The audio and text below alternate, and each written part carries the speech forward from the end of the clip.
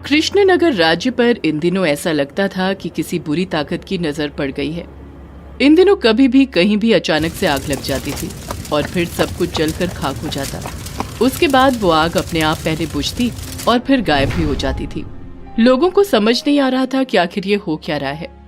अरे दिनकर भाई, अरे क्या बताऊं, मैं तो लुट गया, बर्बाद हो गया। कल पूरी की पूरी फसल में आग लग गई, सब बर्बाद हो गया मेरा। अब कैसे घर चलाऊंगा? भाई अब मैं क्या कहूँ तुम्हें, मेरा तो पूरा घर उस आग में जलकर खत्म हो गया।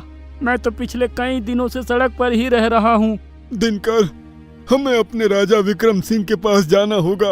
अब वही इस मुसीबत का कोई हल निकालेंगे। दिनकर और मोहन समेत राज्य के कई लोग राजा विक्रम सिंह से मिलने गए। विक्रम सिंह खुद इस आफत के कारण परेशान था, क्योंकि महल में भी कई बार आग लग चुकी थी। उनके भी कई कीमती सामान जलकर खाक हो गए थे। देखिए, प्रजा की चिंता राजा की चिंता है। मैं खुद पिछले कई दिनों से इस मुसीबत से पार पाने की सोच रहा हूँ, लेकिन ये एक ऐसी मुसीबत है जिससे कैसे निपटा जाए वो हमें समझ नहीं आ रहा है। महाराज, अगर ऐसा होता रहा तो हमें इस राज्य को छोड़कर जाना होगा। इस राज्य को छोड़कर कोई नहीं जा सकता, कोई नहीं, क्योंकि अगर तुम लोग यहाँ से बाहर जाने की सोचोगे तो वो आग तुम लोगों को झुलसा देगी। अभी तक उस आग ने लोगों को नहीं मारा है, लेकिन अगर कोई भी राज्य के बाहर जाएगा तो वो आग उसे जलाकर खाक कर देगी। जानते हो ये क्यों हो रहा है? अरे तुम लोगों ने जो बोया है वो तो काटना होगा ही। राजगुरु की ये बात सुनकर पूरे महल में खामोशी सी छा गई। राजगुरु, ये आप क्या कह रहे हैं? राजन, हमारे राज्य पर देवी माँ का क्रोध टूटा है और माँ के क्रोध से हमें माँ का ही एक भक्त बचा सकता है। माँ का भक्त? कौन है वो भक्त राजगुरु? हम स्वयं उसके पास जाएंगे और उसके पैरों में गिरकर राज्य को इस संकट से मुक्ति दिलाने की प्रार्थना करेंगे। गोपी नाम है उसका। गोपी? ये नाम तो कुछ सुना सुना सा लग रहा है। हाँ, ये वही गोपी है जिसे उसकी उस गलती की सजा मिली जो उसने की भी नहीं थी। गोपी नाम का एक गरीब चरवाहा रहता था। उसके माता पिता का किसी को पता नहीं था, क्योंकि जब वो बहुत छोटा था तब वो एक मंदिर के बाहर सुलोचना को रोते हुए मिला था। अरे ये बच्चा किसका है? कितना छोटा है ये, इसे यहाँ इस तरह कौन छोड़कर चला गया? सुलोचना ने इधर उधर देखा, लेकिन उस बच्चे के आसपास उसे कोई दिखाई नहीं दिया। वो उस बच्चे को घर ले आई। सुलोचना बहुत ही धार्मिक औरत थी। उसकी कोई औलाद नहीं थी, इसलिए उसने अपने बेटे की तरह उसे पाला। लेकिन जब गोपी 13 साल का था तो एक दिन सुलोचना की भी मौत हो गई। वो बेचारा एक बार फिर से अनाथ हो गया। सुलोचना के जाने के बाद उसने ही सुलोचना की भेड़ और बकरियों की जिम्मेदारी उठा ली। वो उसे हर दिन चराने ले जाता। देख, इधर उधर मत जाना, मेरे साथ ही रहना, आगे नदी है ना, समझी? चल चल चल चल। गोपी की भेड़ और बकरियां उसकी बात बहुत अच्छे से सुनती थी। वो भी उनका बहुत ख्याल रखता था। गोपी बहुत ही सीधा और ईमानदार लड़का था। उसका गुजारा बकरी के दूध और भेड़ों के ऊन से किसी तरह चलता था, लेकिन वो खुश रहता था। लेकिन एक कसाई की नजर उसकी भेड़ और बकरियों पर थी। वो किसी तरह उसे हासिल करना चाहता था। उसने 1-2 बार उसकी बकरियों और भेड़ों को चोरी करने की कोशिश की, लेकिन वो सफल नहीं हो पाया। पता नहीं इसने अपनी भेड़ और बकरियों पर कौन सा जादू कर दिया है। ये तो किसी भी लालच में नहीं आती। मुझे कुछ और ही उपाय करना होगा। कसाई ने दुर्गा मंदिर के पुजारी को लालच देकर गोपी को फंसाने की एक योजना बनाई। गोपी हर शाम अपनी भेड़ों और बकरियों को चराकर दुर्गा मंदिर जरूर आता था और मंदिर में काफी देर बैठता और दुर्गा की प्रतिमा को एकटक देखता, उनसे ढेर सारी बातें करता। कभी मंदिर के प्रांगण से फूल तोड़कर उनके चरणों में अर्पित करता, तो कभी बकरी के दूध की कमाई से कुछ फल खरीदकर माँ को चढ़ाता। उसे लगता था सुलोचना के जाने के बाद दुर्गा माँ ही उसकी बातों को सुनती है, उसे समझती है। उस शाम को भी वो मंदिर में बैठा हुआ था। तभी पुजारी जी जोर जोर से चिल्लाने लगे, अरे चोरी हो गए भाई, चोरी हो गए, माता के आभूषण चोरी हो गए। मंदिर में उस समय गोपी अकेला था, इसलिए पुजारी ने चोरी का इल्जाम उस पर लगा दिया और फिर चिल्लाकर लोगों को इकट्ठा कर लिया। अरे पुजारी जी, ये आप क्या कह रहे हैं? मैं तो अभी अभी आया हूँ। मैंने कोई चोरी नहीं की, और वो भी माता के आभूषण की। नहीं पुजारी जी, नहीं, मैं ऐसा पाप नहीं कर सकता। वो मेरी माता है। देख, सीधा बनने का नाटक मत कर और सीधे सीधे बता दे कि आभूषण कहाँ है। अरे ये ऐसे नहीं बोलेगा, इसे राजा के पास ले चलो। अब गोपी को क्या पता कि वो किस तरह साजिश का शिकार हो गया। उसे राजा के पास ले जाया गया। पुजारी, कसाई और लोगों ने गोपी को दोषी ठहराया। वो राजा के सामने गिड़गिड़ाता रहा, लेकिन राजा ने उसे 100 बेत मारने की सजा दी। मैंने कुछ नहीं किया है, मुझे मत मारो। गोपी को राज्य के नियमानुसार राज्य से निकाल भी दिया गया। बिना किसी गलती की सजा गोपी को मिल गई। उसके जाने के बाद कसाई ने गोपी की सारी भेड़ें और बकरियां ले ली और उनका मांस बेचकर बहुत सारे पैसे कमाए। उधर गोपी दूसरे राज्य तो चला गया, लेकिन उसे अपने भेड़ बकरियों की याद बहुत आती। एक दिन वो छिपकर फिर से कृष्ण नगर आया और यहाँ आकर जब उसे पता लगा कि उसकी सारी भेड़ बकरियां मर गई हैं तो मेरी बिना गलती के मुझे सजा मिली। मेरी भेड़ बकरियों को सजा मिली।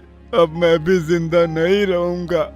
दुर्गा मंदिर में दुर्गा माँ से ये शिकायत करके गोपी ने आत्महत्या करने की ठानी और पहाड़ी पर चला गया।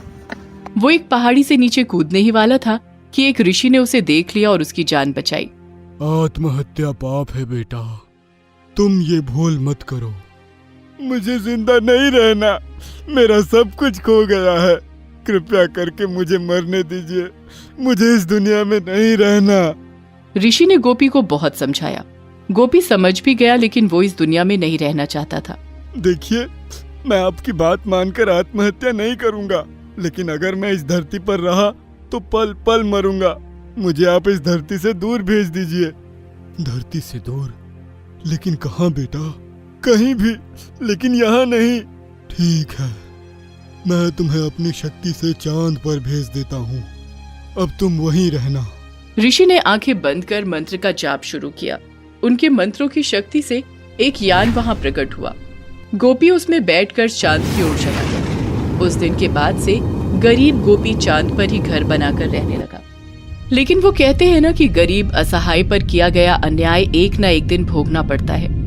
माता के भक्त को उस राज्य के लोगों ने तंग किया था, इसलिए माता के क्रोध का कहर उस राज्य के लोगों पर उतरने लगा। ये तो घोर अनर्थ हो गया राजगुरु, हमसे घोर अनर्थ। इसीलिए ही तो माँ का कहर इस राज्य पर बरस रहा है। लेकिन इस कहर से कैसे मुक्ति मिलेगी राजगुरु? हमें गोपी को फिर से यहाँ लाना होगा, यहाँ धरती पर, और वो ही माँ दुर्गा से प्रार्थना करेगा, तभी सारी चीजें फिर से सामान्य होंगी। लेकिन चांद पर हम जाएंगे कैसे? चांद पर जाने का मार्ग तुम्हें उसी ऋषि से मिलेगी जिसने गोपी को चांद पर भेजा है। ये चिट्ठी है, वो ऋषि मेरे मित्र है, तुम उन्हें ये चिट्ठी दे देना। और एक बात राजन, चांद पर पहुंचकर आपको गोपी को वापस लाने के लिए मनाना होगा।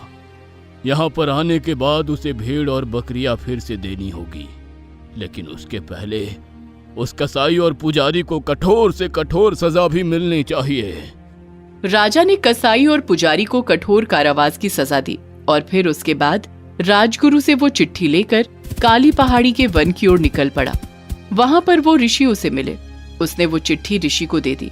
ऋषि ने मंत्र का जाप शुरू कर दिया।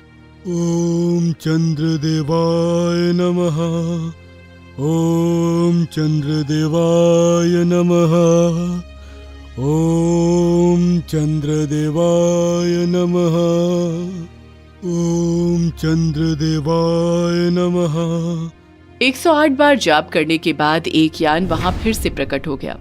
राजा उस यान पर सवार हो गया। ऋषि ने वो मंत्र राजा को भी बता दिया, क्योंकि उन्हें गोपी को लेकर लौटना भी था। यान में उड़ते हुए राजा चांद पर पहुंचे।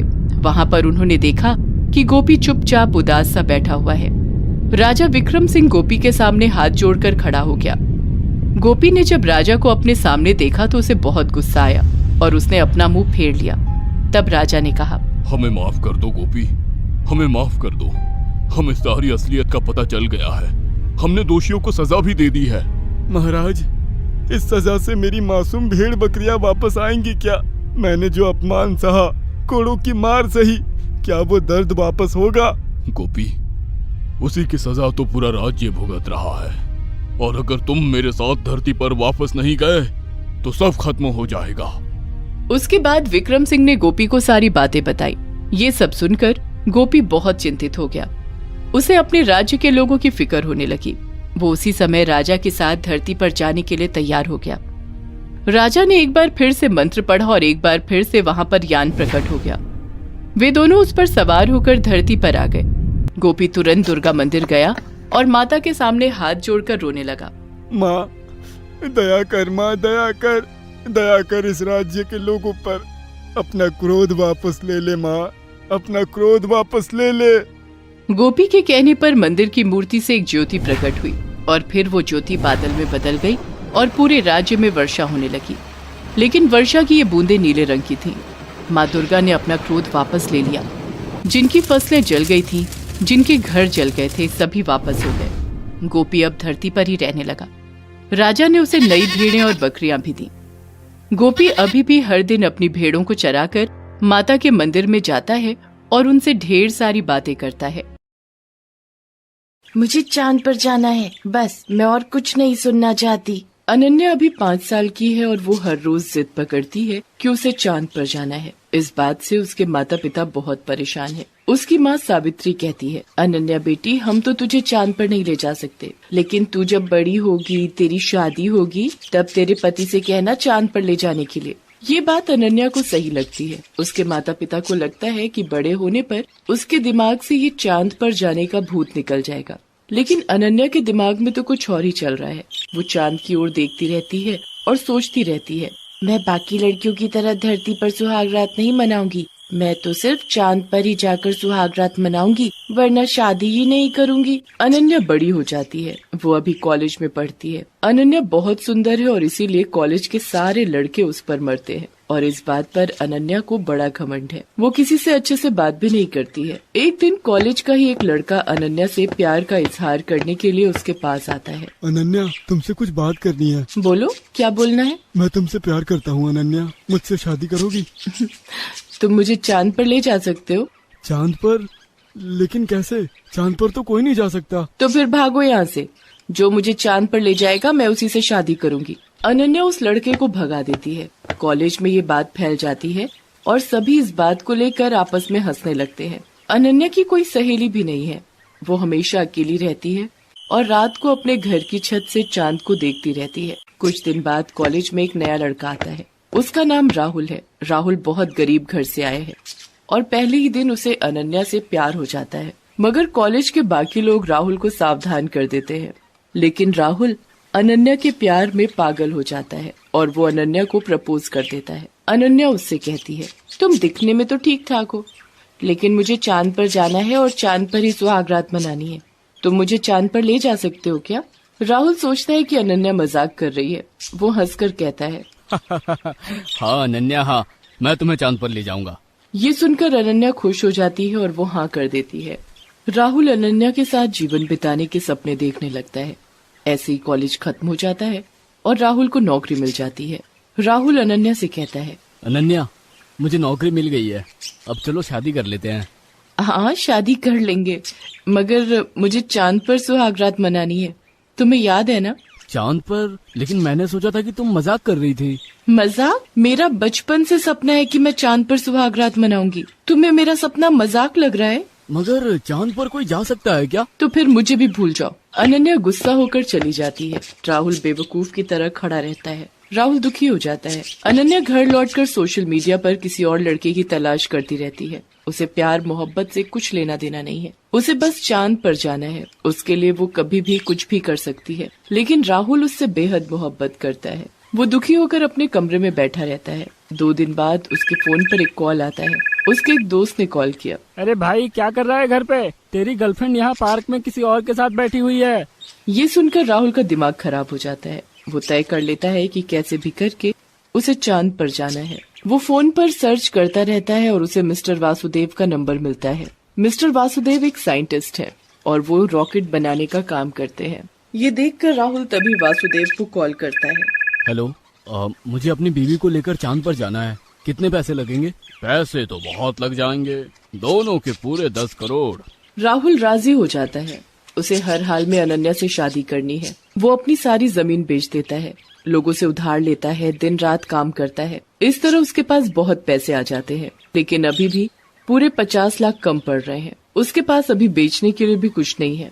तभी वो एक ऐड देखता है। किसी को किडनी की बहुत ज्यादा जरूरत है और वो एक किडनी के लिए 50 लाख देने के लिए भी तैयार है। राहुल को और 50 लाख रुपए ही चाहिए थे। वो तुरंत अपनी एक किडनी बेच देता है और 50 लाख रुपए लेकर चला जाता है। कितने सारे लोग एक किडनी लेकर ही जिंदा है, मैं भी एक किडनी में ही जिंदा रह सकता हूँ।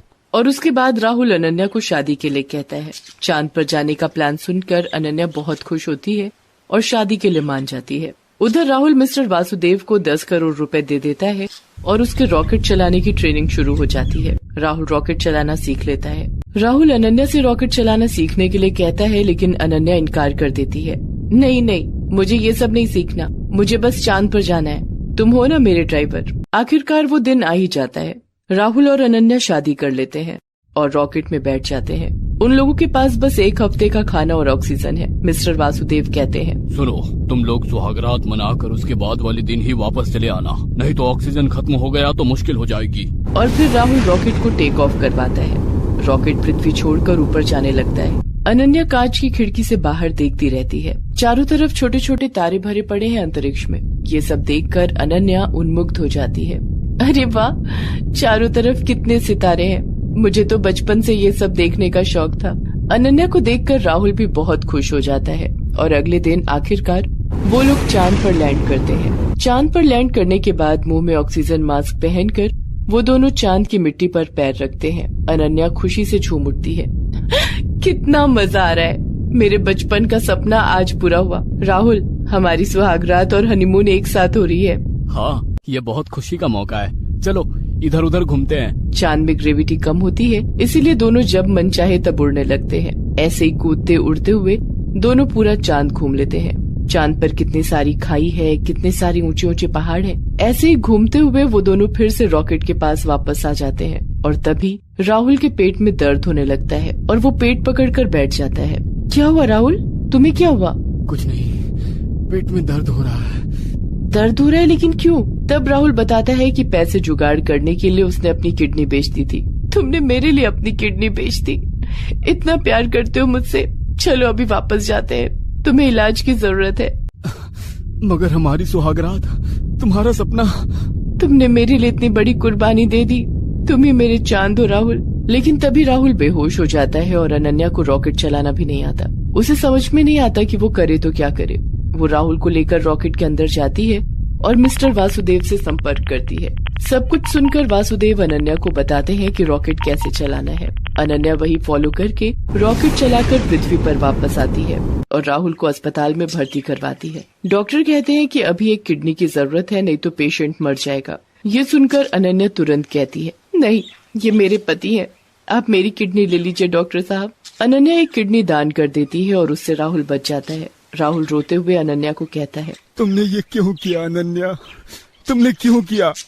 तुमने क्यों अपनी एक किडनी मुझे दे दी?